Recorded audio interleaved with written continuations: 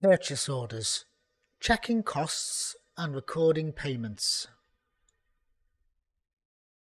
Okay, so at this point we've generated an order, we've sent it, it's come in, we've checked all the items in, we know what's come in, we know what hasn't. So our next job is now to check the costs. So usually after you've placed an order, you should receive an invoice from the supplier. This could be before the goods even arrive technically, but generally go to purchase orders like this. And what we're going to do is say edit order items, okay?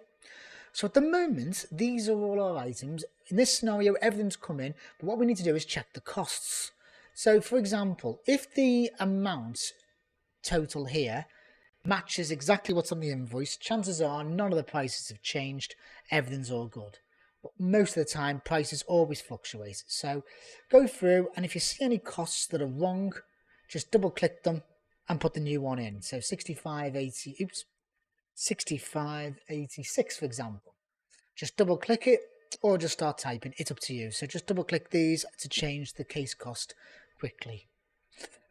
Once you've gone through and you're happy all the case costs are correct, you can then edit the order and say which staff member checked the invoice. Me. And that would be all you need to do for the costs side. Okay.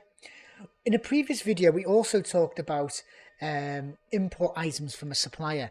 So again, if they give you a CSV file like this again, so we just go like that, you could use it, but for a different reason. You could now say, this is the supplier code, this is the case cost, and we will ignore column 2. I don't want to insert new items, and I would actually like to reorder it based on this. So when the supplier sends them in, they'll be in the same order that the electronic file was received in. You can even use the check items, but that doesn't really apply most of the time. The one we want is update case prices. So this would update all the case costs with these. So when you press tick, that would match them all up for you. So that can be a great time saver if the supplier is sending you electronic confirmations. All right. The next job is we've checked the costs. We now want to say to the system that it's been paid. Again, this is another optional statement, optional stage, sorry. So you could say purchase order payments. So at the moment, we haven't paid for this in this purchase order. So I'm going to say new payments like that. Now the value it gives in the top is the estimated total based on what is been marked as checked and arrived. So if something hasn't arrived in, that value is going to be different. Okay, so you can fill in any notes. You could say something like paid by check 4567 or something like that, and any kind of reference you want. So like that, press tick, and that will then mark that as paid. Okay, you can see percentage items arrived, perfect there. And what you can also do is you can add extra columns so you know which ones are paid and which ones aren't, and so on. So as you can see, I've added one saying order payment total. You also have the ability to record invoices and credit notes against the purchase order. So if there were any damages, you can put them in as a negative amount. So just like £20 negative for a credit that was raised against the purchase order, or an invoice that comes in for a different amount. So one purchase order could actually generate 2 invoices, especially if some of the items they didn't have and they sent them separately. They may choose to generate 2 different invoices. So it's very useful for putting the invoices in and purchase order and credit notes as well. Again, you don't have to use it if you don't want to. If you want to the payments is probably the first one to use, but some customers do like to record the invoices they receive in the credit notes, especially if you've got integration into like one of the accounting packages or something like that. So we've marked it as paid. We're almost finished with it. So what we're going to do is we're going to say the invoice has arrived, and finally the order is now complete.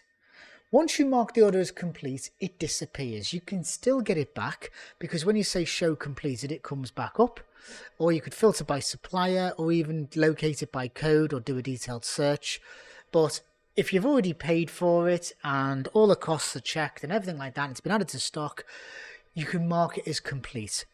There is also a quicker way of doing it. You can right click an order and say set as complete. But generally, it's up to you. You don't have to. You can just press edit order. So if the order is marked as complete, it's finished.